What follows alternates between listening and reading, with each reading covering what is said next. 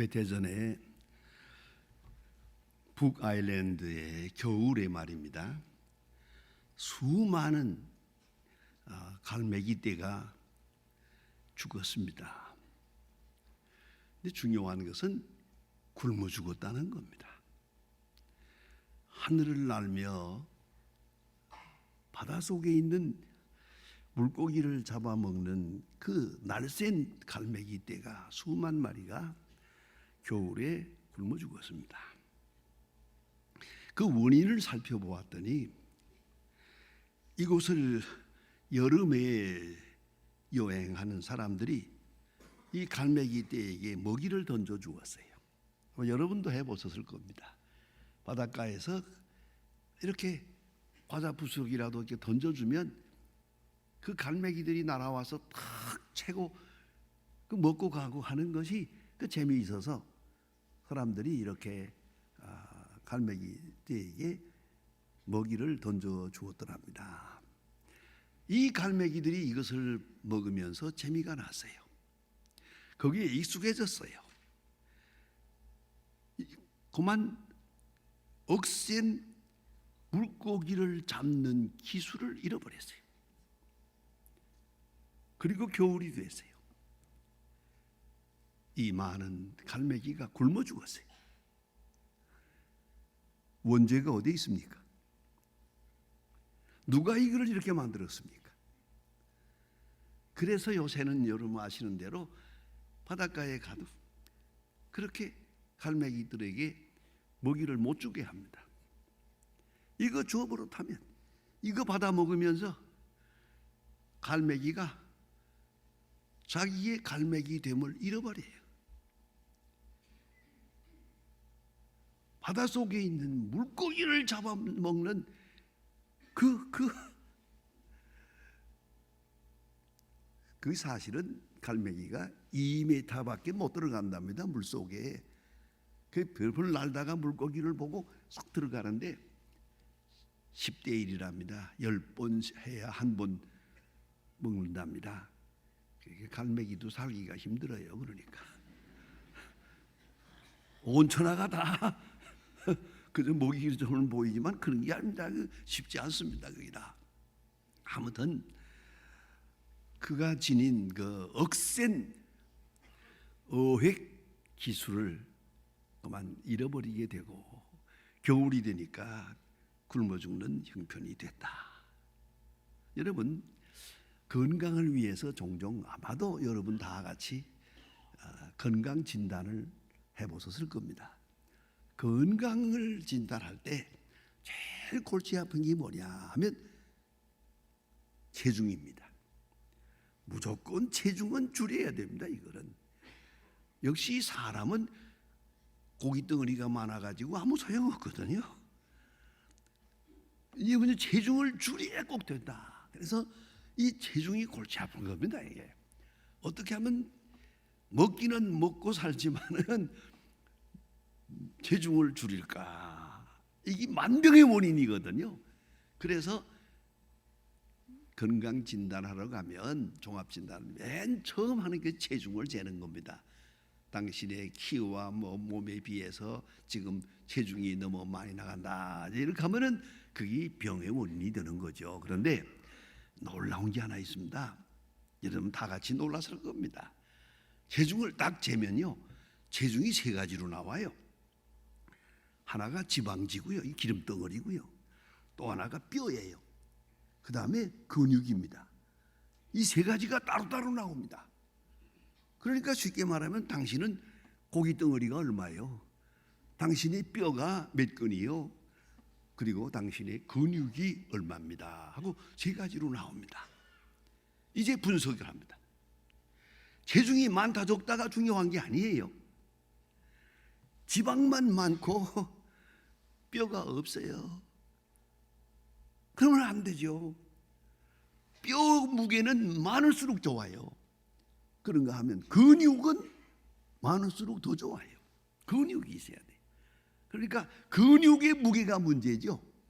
이 젊은 사람들은 근육의 무게가 많이 나갑니다. 그러니까 많이 먹어도 되고 건강하지 않습니까? 펄펄 뛰지만은 나이 든 사람이 체중 나가는 것은 근육은 없어요. 기름 덩어리만 있는 거예요. 저거는. 그러면 이게 병의 원인이 되거든요.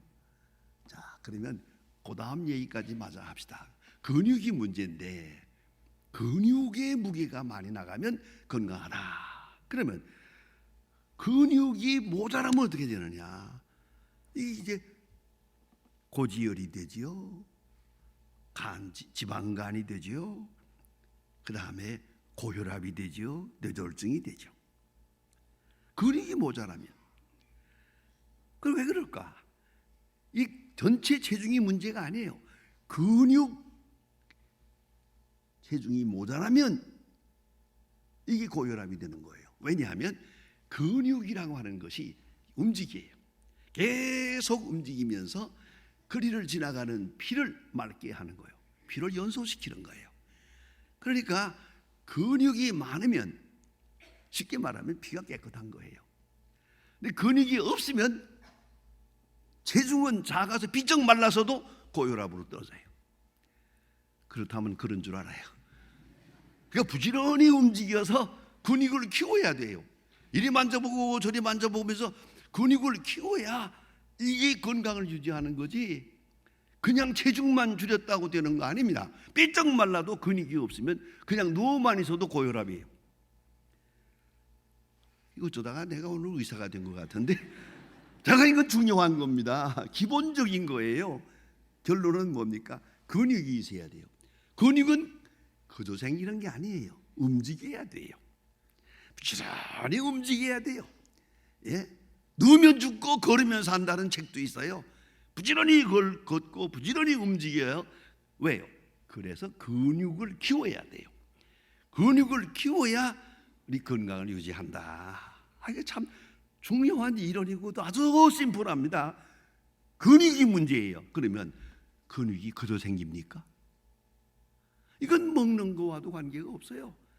부지런히 움직여야 돼요. 여러분, 나이 좀 들면 움직이기 싫지요? 일어나기도 싫지요? 좀 있으면 숨쉬기도 싫어요. 힘들어져요. 이게 다 근육이 모자란 거예요. 근육을 키워야 돼요. 근육을. 그러니까 요새는 하도 운동을 안 하니까 학술적으로 운동이라는 말을 안 하고 스트레칭이라고 합니다. 스트레칭, 펴는 거예요. 최소한도. 여러분 보세요. 닭이 아침에 일어나면요, 회에서 내려와 가지고 방황하게 짓을 하면서 저것들도 운동을 해요. 또 개도 보세요. 거기 자기 숙소에서 나와 가지고 펴잖아요. 이렇게. 그놈도 이렇게 스트레칭을 한다고요. 운동하는 운동. 더구나 이 개는 운동을 못하면 못 삽니다. 우리나라에도 점점 그런 직업이 생겼습니다. 좀 벌써 시작을 했어요. 저기 뭐 아르헨티나나 브라질에 가면요, 그것도 큰 직업입니다. 개 운동시키는 직업. 집집마다 개를 키우는데 이거 개가 운동 못하면 죽으니까 이거 사람의 돈을 주고 사요. 1시간 운동시키는데 얼마. 그런데 그것도 재주가 있어서 한꺼번에 10마리씩 데리고 다니는 사람이 있어요. 어떤 사람은 2마리 데리고 다니고요. 이게 기술이 좋으면 한 10마리 몰고 1시간씩 다니고 하루에 3번만 하면 먹고 산대요. 개를 운동시켜야 돼요. 그 펄펄 뛰는 개를 그냥 묶어 놔두면 이거 죽는 거예요. 결론은 뭡니까? 운동해야 됩니다. 최소한도 스트레칭을 해야 됩니다. 펴야 됩니다. 이거 중요하거든요. 예? 운동은 괴롭죠. 몸을 아프게 하는 겁니다. 몸을 아픈 방향으로 움직여야 됩니다. 몸을 괴롭히는 거예요. 아프게. 그래야 운동이 되지. 편안하게 하고 있으면 그냥 편안하게 가는 거죠. 그는 움직여야 돼요. 계속 움직여야 근육이 살아나고, 근육이 살아나야 피가 맑아지고 우리가 살아갈 수 있다. 창세기 3장 19절에 보면은 하나님께서 우리 인간에게 말씀하십니다. 땀을 흘려야 살리라. 땀을 흘려야. 이게 말의 뜻은 농사하면서 땀을 흘려야 되겠다 하는 말씀이기도 합니다만은, 현대판으로 말하면 농사 못하는 우리에게는 운동해야 살리라 그게예요. 땀을 흘려야 살리라. 그랬더니 어떤 사람은 사우나통에 들어가서 땀을, 그건 안 됩니다. 그건 아니고요. 그건 별로 좋지 않아요. 움직여서 땀이 날 때까지, 보송보송 땀이 날 때까지 움직여야 돼요, 여러분. 그것밖에 놀이가 없습니다. 그러니까 우리 몸도 단련해야 된다. 이 얼마나 귀한 말씀입니까? 계속 움직이고 단련해서 근육을 키우고 그래야 건강할 수 있다. 자, 여러분, 하나님은 우리를 창조하셨습니다. 우리 체질을 잘 아십니다. 인간이 어떠한가, 어떻게 해야 살아갈 것인가를 잘 알고 계십니다. 그래서 오늘 성경 말씀에는 하나님은 우리를 단련하신다. 단련하신다. 은을 단련함 같이 우리를 단련하신다. 얼마나 귀하고 확실한 메시지입니까? 단련한다. 은을 단련한다. 딱 두 가지예요. 불 속에 들어가는 거예요. 은을 불 속에다 집어넣고 그 다음에 또 끌어내가지고 때려. 막 때려서 찌꺼기가 다 나가고 순수한 은이 된다. 은을 단련함 같이 수천 년 전부터 금은은 다 이렇게 만드는 거예요. 오늘도 강철은 그렇게 만드는 거예요. 강철은 별거 아니에요. 매 많이 맞은 강철이에요. 그게 강한 강철이에요.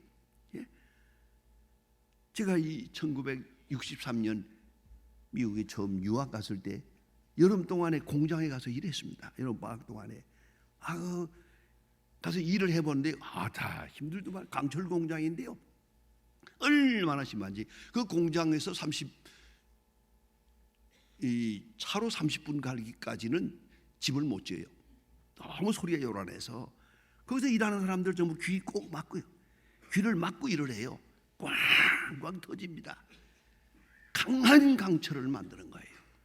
강한 강철. 얼마나 강한 거 아니? 강철을 깎는 강철을 만든대요. 제가 그걸 만들었어요. 여러분, 강한 강철 별거 아니에요. 매 많이 맞은 거예요, 저거.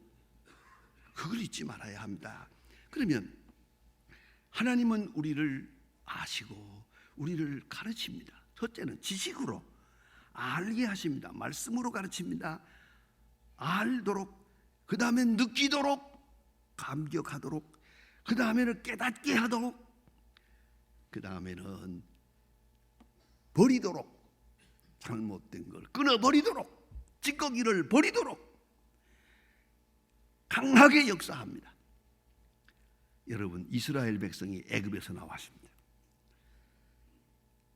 하나님께서 하필이면 왜 홍해의 광야길로 인도했나? 하나님이 인도하시는 길대로 가봤더니 앞에 홍해가 있어요. 이제는 죽는 거예요. 뒤에는 애국 군대가 따라오고 앞에는 홍해가 있지 않습니까? 왜 이리로 인도했을까? 여러분, 마지막에 홍해를 탁 열어가지고 육지와 같이 건너가게 하지 않습니까? 애굽 생활을 버리게 하기 위해서, 애굽에서 잘못된 습관, 라이프 스타일과 생각을 다 버리게 하려고 이 같은 큰 역사를 이루었어요. 여러분, 과거를 버린다는 거 참 어렵습니다. 내가 혼자서 못합니다. 죄송합니다. 하나님이 좀 손을 봐야 됩니다. 하나님이 강하게 역사할 때 비로소 과거로부터 벗어날 수가 있어요. 그런가 하면 이스라엘 백성들을 광야에 오랫동안 40년 동안 머무르게 한 이유를 성경은 간단하게 말합니다. 겸손하게 하기 위해서, 하나님 앞에 겸손하게 하기 위해서 40년의 어려운 시련을 겪어야 했습니다. 그리고 강하고 지혜롭게 하신 거예요. 하나님의 교과 과정이 있습니다. 여러분, 교과 과정을 내가 정하는 게 아니지 않습니까? 내가 하고 싶은 대로 하면 안 됩니다. 선생님이 하라는 대로 해야 됩니다. 이유를 묻지 마세요. 오랜 경험 속에서 그렇게 과정을 거쳐야 교육이 된다는 걸 선생님이 알고 계십니다. 그런 거로 선생님의 커리큘럼, 교과 과정에 대해서 온전히 순종할 필요가 있습니다. 이렇게 순종해 나가면 훌륭한 목표에 도달하게 될 것입니다. 하나님은 우리의 체질을 아십니다. 잘 알고 계십니다. 그렇다면 우리가 가진 가장 중요한 문제가 무엇이겠습니까? 나를 가르치는 분에 대한 믿음입니다. 때로 내가 매를 맞습니다. 나를 때리는 분에 대한 믿음입니다. 내가 어려운 시련을 당합니다. 이 시련을 내게 주시는 하나님에 대한 믿음입니다. 확실한 믿음. 그의 사랑을 믿습니다. 그의 능력을 믿습니다. 그의 놀라운 지혜를 믿습니다. 그리고 이 시련을 당합니다. 그러면 이 시련은 어려운 일이 아닙니다. 자, 부모가 자식을 때린다고 합시다. 미워서 때리는 겁니까? 죽으라고 때리는 겁니까? 거기서 그 자녀가 이건 사랑이라고, 이것은 내가 맞아야 할 매라고, 꼭 필요한 것이라고 그렇게 그 순간에 믿을 수 있다면 얼마나 훌륭한 자녀가 되겠습니까? 시련은 저주가 아닙니다. 시련은 심판이 아닙니다. 그 깊은 곳에 우리가 모르는 가운데 사랑이 있습니다. 거기에 하나님의 지혜가 있습니다. 하나님의 인도하심이 있습니다. 어디로 인도하려고 하는 것 다 그 속에 있다는 말입니다. 그래서 욥기 23장 10절에 욥은 무지무지한 고생을 하면서 그 많은 시련을 겪으면서 이렇게 간증합니다. 나의 가는 길을 오직 그가 아시나니. 예, 그렇습니다. 나는 모릅니다. 과거도 현재도 모릅니다. 막막하게 살아옵니다만은 하나님은 아십니다. 나의 가는 길을 오직 그가 아시나니. 나를 단련하신 후에 내가 정금같이 나오리라. 정금같이 나오리라. 욥의 훌륭한 신앙 간증입니다. 이 믿음으로 그 많은 시련을 극복할 수 있었습니다. 오히려 시련을 통해서 기회를 얻고 더 많은 은총을, 하나님께 가까이 가는 축복을 누리게 되었더란 말입니다. 여러분, 더욱더 놀라운 것이 있습니다. 고린도전서 10장 13절에 보면 사람이 감당할 시험 밖에는 너희에게 당할 것이 없나니 하나님은 미쁘시사 너희의 감당치 못할 시험 당함을 허락지 아니하시고 시험 당할 즈음에 피할 길을 내사 너희로 능히 감당하게 하시느니라. 조금 버거울 때가 있어요. 이건 좀 너무 심하다 생각할 때가 있을 거예요. 그래도 잘 당하세요. 잘 겪어보세요. 웃은 얘기지만 제 간증입니다. 제가 그 군대에서 나와가지고 기숙사에 있으면서 혼자 공부하고 있을 때입니다. 그 기숙사 생활이랑 참 어려웠습니다. 겨울이 얼마나 추운데 다다미 방이에요. 난로도 없습니다. 겨울방학이 되면 다 가버려요. 어디론가 다 가버리는데 나 혼자 있어요. 나만 갈 데가 없어. 그 난로도 없는 다다미 방에서 담요 석장 가지고 겨울을 잡니다. 하는 고생을 합니다. 조금씩 그저 돈을 좀 벌어서 이렇게 생활하고 있을 때 좀 너무 어려울 때가 있었어요. 하나님 앞에 좀 푸념을 했습니다. 하나님, 내가 하나님의 일을 갖다고 하는데 이건 좀 너무하지 않습니까? 꼭 이렇게 해야 되겠습니까? 라고 푸념을 했습니다마는 이제서 생각하면 그것이 얼마나 큰 사랑이었습니까? 그러니까 오늘도 이런 말 내가 하잖아요. 젊은 고생은 많이 할수록 좋은 거예요. 많이 할수록 좋은 거예요. 그건 아름다운 거예요. 그건 귀한 거예요. 자, 여러분 생각해 봅시다. 정금같이 나오리라. 그는 나를 다 알고 계세요. 시험 감당할 만한 것만 주시는 거예요. 감당 못할 것을 주시지 않는다는 거예요. 그 믿음을 가져야 돼요. 그 말은 뭡니까? 감당할 수 있어요. 감당할 수 있을 뿐만 아니라 이것을 감당하는 순간 새로운 역사가 창조되는 거예요. 그걸 믿어야 돼요. 그런 거로 고린도전서 10장 10절에서 말씀합니다. 하나님을 원망하지 마라. 이스라엘 백성들이 광야에서 하나님을 원망하다가 죽었느니라. 너희는 하나님을 원망하지 마라. 어떤 시련을 당해도 이건 내게 주시는 축복이다. 나로 하여금 바른 길을 가게 하는 것이다. 내가 버리지 못하는 걸 버리게 하는 것이다. 내가 미처 깨닫지 못하는 것을 깨닫게 하는 것이다. 이것은 내게 주시는 축복이다. 그렇게 받아들이라는 거예요. 그런 믿음으로 살아가야 한다는 것이죠. 여러분, 성도 여러분, 깊이 생각하십시다. 여기 겸손한 자가 있습니까? 물을 것 없습니다. 많은 시련을 당한 사람입니다. 여기에 지혜로운 자가 있습니까? 남달리 고생을 많이 한 사람입니다. 여기에 강한 자가 있습니까? 남보다 시험을 많이 겪은 사람입니다. 그건 확실합니다. 여기에 믿음 있는 사람이 있습니까? 남보다 더 많은 고난을 겪은 사람입니다. 그리고 오늘 이 믿음을 가지게 된 겁니다. 믿음은 공짜로 주어지는 게 아닙니다. 하나님은 은혜로 우리에게 주시지만 그 받는 과정은 어려운 시련 속에서 이루어지는 것입니다. 야고보 1장 2절에서 말합니다.